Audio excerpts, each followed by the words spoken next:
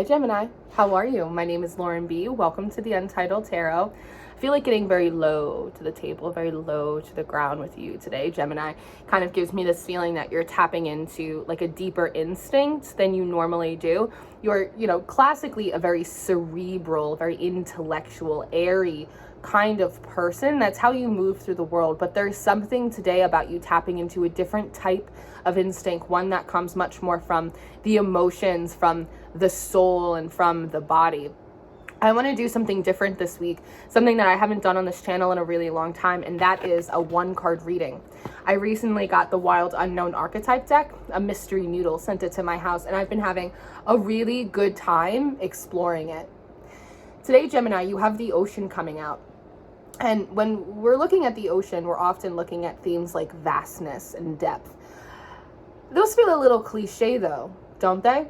And there's something about your energy right now that wants to step out of gimmick, that wants to step out of cliche.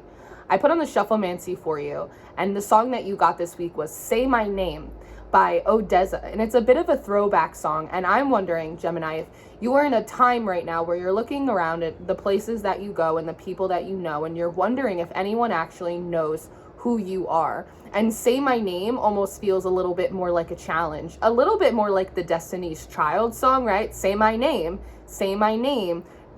Do you actually know me? How much time have we spent together? How many memories have we shared? Do you actually know me at all? Or are you still only on, the first couple chapters? Are you still only on the surface layers? And so we're sort of looking at this idea, Gemini, that maybe you're accepting this concept that in a lot of ways, like you sort of are unknowable, maybe even unknowable to yourself. I mean, how well do you really know yourself? I think I know myself really well, but every day I find a new mystery to uncover about me and the way I do things and why I think a certain way. And, there's always something left unexplored within my own spirit. And so maybe you're kind of having a little bit of this reckoning moment, realizing that because of your depth and because of your vastness, there is a part of you that is unknowable to self, but automatically that means that there are always going to be parts of you that are unknowable to others. And so maybe in the past you had a lot of difficulty feeling misunderstood or misrepresented, like people didn't know who you were and maybe they didn't care to spend the extra time, moving down into the depths of who you are. But I wonder if there's a new perspective that you're having that allows you to release a little bit of the weight of feeling misunderstood by others, by also realizing how often you've misunderstood yourself. I think maybe you didn't realize how much depth you actually have left to be explored. In this card, I feel like this should be a moon, and it feels like it's being eclipsed. And so when we're looking at the moon, we're talking about cycles. And the fact that it feels like it's eclipsed almost gives me this impression that you don't particularly care what cycle you're in right now, what phase of life, what's your season, Gemini. In a lot of ways, it feels like you don't even really care. Again, it feels like you're moving from this very analytical, this very airy intellectual energy of, figuring out what's your next step and where you are on your path and what you have to do next. And it feels like that at some point, like it became too much and you kind of just snapped a little bit and you've just decided that like you don't really care what cycle that you're in right now. As a matter of fact, you don't even want to consult yourself about it. It doesn't matter if people don't understand you or, resonate with who you are, because in a lot of ways you're growing and you're changing in so many different ways that to quantify it now in the middle of the cycle would almost just be setting yourself up for failure. It reminds me of when I was younger. And I was in college, and me and my girlfriends used to take the PATH train into New York City. And there was something really interesting about the contrast of being in the city versus being on campus, because on campus, everybody knows you. But then we would walk into the city, and all of a sudden we were, in a place that never sleeps, surrounded by millions and millions of people. And, we didn't have names. And in a lot of regards, like we didn't have faces, we didn't have jobs, we didn't have identities. We were just these like anonymous bodies just kind of like moving about the streets and in and out of the bars. And there was something really freeing about that. In a way, there's something sort of animalistic, right? If we want to look at the moon in the traditional tarot card, it does really talk about like our instincts, our animal nature in a lot of ways, the things that get us sort of revved up without apology and without explanation. And it doesn't matter what people think about us because we're never going to see them again in the city that never sleeps. And so I feel like you're moving into a time in your life, or you're coming to the realization that like maybe you don't want to be totally definable. You don't want to define yourself anymore. I mean, I'm the untitled tarot, so I understand that. It feels like you don't want to define yourself. You don't want to let other people to define you. As a matter of fact, with this sort of eclipsed moon, also, you know, the moon talks a lot about our intuitive abilities as well. You might also be like intentionally blocking out your energy or information about you. Maybe you're warding against people divining on you, right? People who are around you that are very sensitive or are very psychic.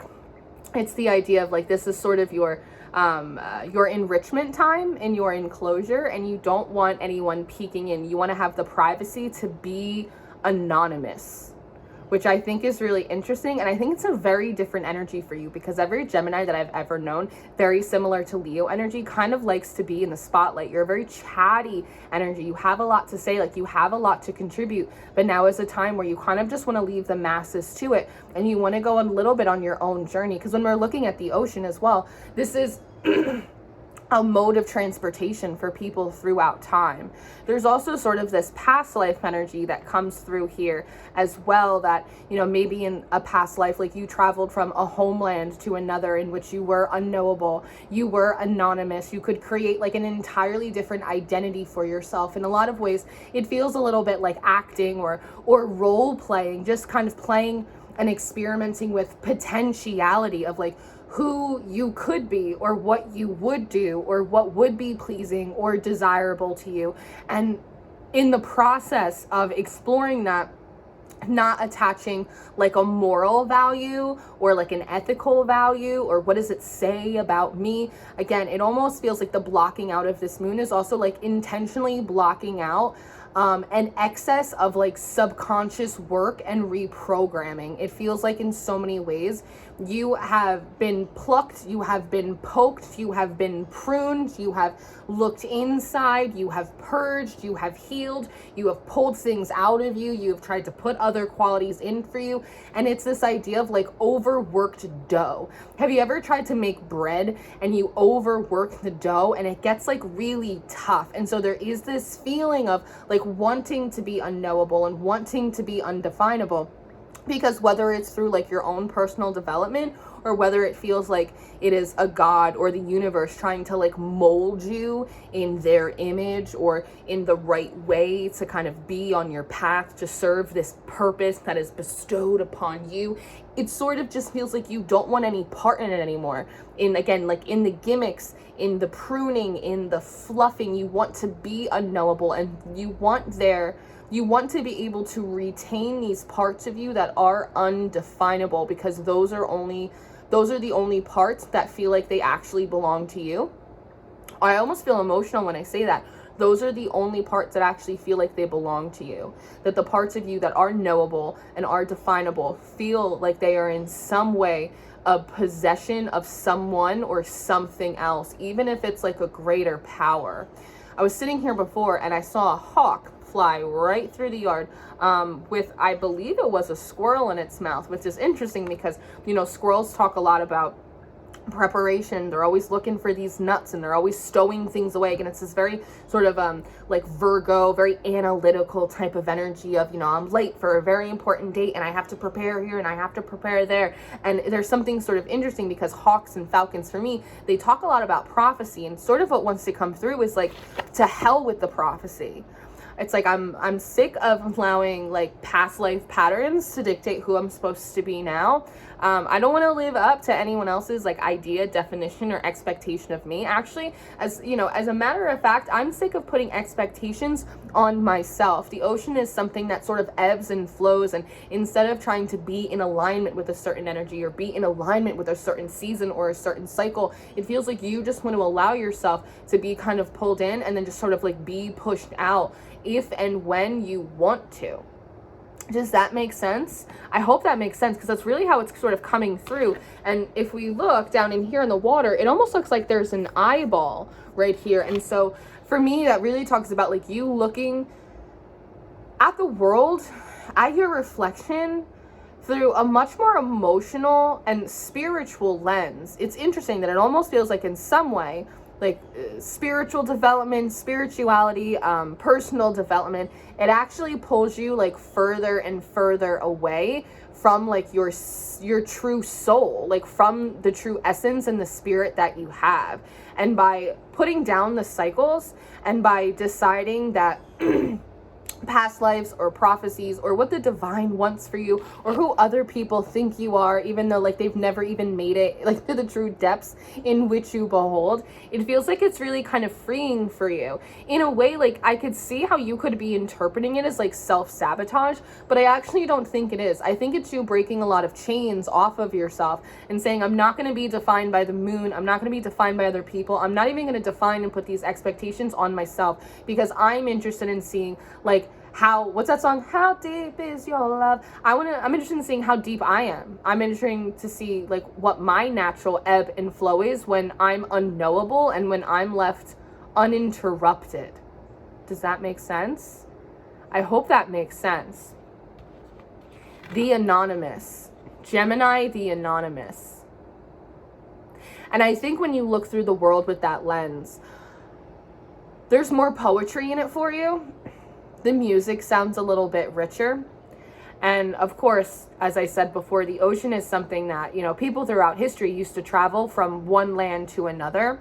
And so somehow by breaking all of the rules, by stepping out of all of the work that you've been doing and all of a sudden deciding to take this hard left into the land of, you know, the anonymous, it actually opens you up to entirely new visions, perhaps entirely new psychic skills and abilities that you didn't realize that you had because you were too busy overly curating yourself. Maybe you're coming to find that you're actually a very different person than you thought that you were or that you were told. And while that can be a very scary and intimidating thing, it can also be incredibly liberating and empowering and exciting, because that could potentially be the first part of you that is knowable, that belongs to you. So, food for thought, Gemini. It's something to ponder. I'm going to leave this here. And I am going to go do an extended reading with my Rider-Waite Tarot and really like flesh out your story a little bit more for you. If you're interested in your extended reading or your monthly reading for January, those are going to be the top 2 links in the description box. I do offer personal readings. You can book with me through my website if you're interested. And I always encourage you guys to check out Patreon. We have all of the extendeds, all of the monthly readings, and I do teach a mystery tarot school over there. So I love you so much. Thank you for participating in a 1-card reading, and I will see you next time. Goodbye.